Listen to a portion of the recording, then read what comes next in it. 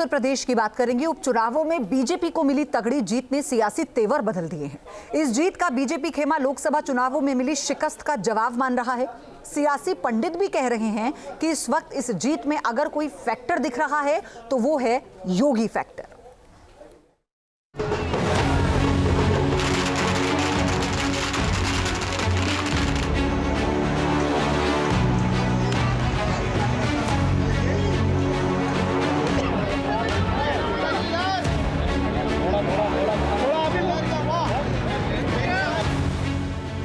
सिर्फ 5 महीने का फासला और बीजेपी ने पूरा कर लिया बदला। कुंदरगी में जीत का ये जश्न उस बात की तस्दीक कर रहा है कि उत्तर प्रदेश के मुख्यमंत्री योगी आदित्यनाथ के बटेंगे तो कटेंगे की रणभेरी किस तरह कामयाबी में तब्दील हो चुकी है। उत्तर प्रदेश के उपचुनावों ने बीजेपी की ताकत में सिर्फ इजाफा नहीं किया है, बल्कि मुख्यमंत्री योगी आदित्यनाथ का सियासी कद और भी बढ़ा दिया है। इस बार उपचुनाव में बीजेपी ने 7 सीटों पर जीत हासिल की, जबकि समाजवादी पार्टी के खाते में सिर्फ 2 सीट आई। लेकिन इनमें 2 विधानसभा सीटें ऐसी हैं जहां बीजेपी ने समाजवादी पार्टी को हताश करने वाली मात दी है। मुरादाबाद में कुंदरकी विधानसभा सीट और अयोध्या के करीब अंबेडकर नगर की कटेहरी सीट, ये दोनों सीटें बीजेपी ने समाजवादी पार्टी से छीन ली हैं। कुंदरकी की जीत तो हैरान करने वाली है, पहले इसकी वजह समझ लीजिए। कुंदरकी में बीजेपी को 31 साल बाद जीत हासिल हुई है। इस विधानसभा इलाके में मुस्लिम वोटर्स की संख्या तकरीबन 60% है। यहाँ मुकाबला बीजेपी के रामवीर सिंह और समाजवादी पार्टी के हाजी रिजवान के बीच था, लेकिन तमाम पॉलिटिकल पंडितों को चौंकाते हुए रामवीर ने हाजी रिजवान को 1,44,000 वोटों से करारी शिकस्त दे दी।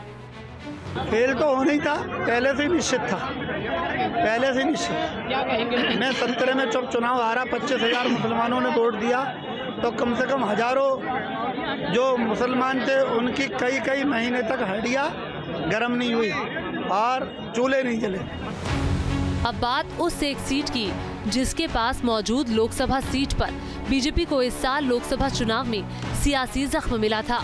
अयोध्या वाली फैजाबाद की संसदीय सीट को बीजेपी ने समाजवादी पार्टी के हाथों गंवा दिया था, लेकिन अब उसके करीब अंबेडकर नगर की कटेहरी में बीजेपी ने अखिलेश की पीडीए की काट निकाल ली। कटेहरी में बीजेपी के धर्मराज निषाद ने समाजवादी पार्टी सांसद लालजी वर्मा की पत्नी शोभावती वर्मा को हराया है। धर्मराज ने 34,000 वोट से जीत हासिल की है। 7 जीती गई सीटों में से ये वो 2 सीट है जहां योगी आदित्यनाथ के बटेंगे तो कटेंगे के सामने अखिलेश के सारे समीकरण धराशायी हो गए। देश की जनता नकारात्मक राजनीति को, बांटने वाली राजनीति को पूरी तरह खारिज कर चुकी है। इसीलिए हम कह रहे हैं कि बटेंगे तो कटेंगे, एक रहेंगे तो सेफ रहेंगे। उपचुनाव की हार ने समाजवादी पार्टी को बैकफुट पर धकेल दिया है। अब अखिलेश यादव इसमें साजिश का आरोप लगा रहे हैं। बड़े पैमाने पर जहां समाजवादी पार्टी के समर्थक थे, समाजवादी पार्टी के लोग वोट डालने जाना चाहते थे, जाते उन्हें रोक दिया गया। अगर मान लीजिए रोक दिया गया है वोटर को, तो वोट किसने डाले? अगर उन बूथों पर समाजवादी पार्टी का वोटर नहीं पहुंचा है, हमारे प्रत्याशी के समर्थक नहीं पहुंचे, आखिरकार वोट किसने डाला है? इस शिकस्त के बाद समाजवादी पार्टी के नेताओं ने योगी सरकार के खिलाफ मोर्चा खोल दिया है।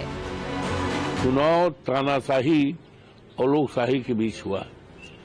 तानाशाही का सोच क्या होती है, तानाशाही का आचरण क्या होता है, वही सदाचार के आधार पर ये चुनाव हुआ है। ये चुनाव अगर ढंग से होता, निष्पक्ष तौर पर अगर चुनाव होता, तो यकीनन समाजवादी पार्टी एक बड़े अंतर के साथ में चुनाव को जीतती। यहाँ तो सिर्फ और सिर्फ संविधान के लोकतंत्र की हत्या हुई है, और इसलिए इस प्रकार से अगर चुनाव ही कराना तो हम ये कहेंगे कि फिर सरकार का, जनता का पैसा और समय बर्बाद करने से अच्छा था कि डायरेक्ट सर्टिफिकेट ही देते जाते। ऐसा दिख रहा है कि 5 महीनों के बाद बीजेपी ने वापस अपनी पुरानी सियासी धमक हासिल कर ली है। कम से कम यूपी में योगी आदित्यनाथ के लिए तो ये तस्वीर साफ साफ दिखाई दे रही है। Team news nation. News nation अब व्हाट्सएप पर।